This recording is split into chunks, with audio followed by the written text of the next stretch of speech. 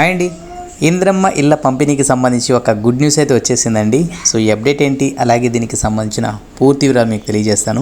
So ఎవరైతే మన వీడియోని చూస్తున్నారో, ఎవరైతే ఇంద్రమ్మ ఇళ్ళ కోసం అప్డేట్ కోసం వెయిట్ చేస్తున్నారో, జస్ట్ లైక్ చేసి మన ఛానల్ని సబ్స్క్రైబ్ అయితే చేసుకోండి.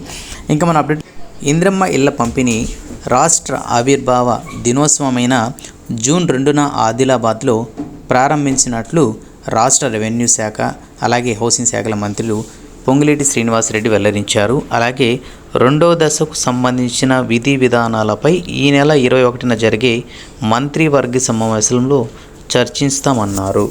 అంతేకాకుండా మనకు పేదలు ప్రస్తుతం నివాసిస్తున్న ప్రాంతాలకు 5 లేదా 8 కిలోమీటర్ల పరిధిలోనే ఇంద్రమ్మ ఇళ్ళు నిర్మిస్తామని చెప్పేసి ఈ అప్డేట్ ద్వారా తెలుపుతున్నారండి. అలాగే దీనికి సంబంధించి ఇంకెలాంటి అప్డేట్ వచ్చినా కూడా తప్పకుండా నేను నెక్స్ట్ వీడియోలో అయితే చెప్తాను.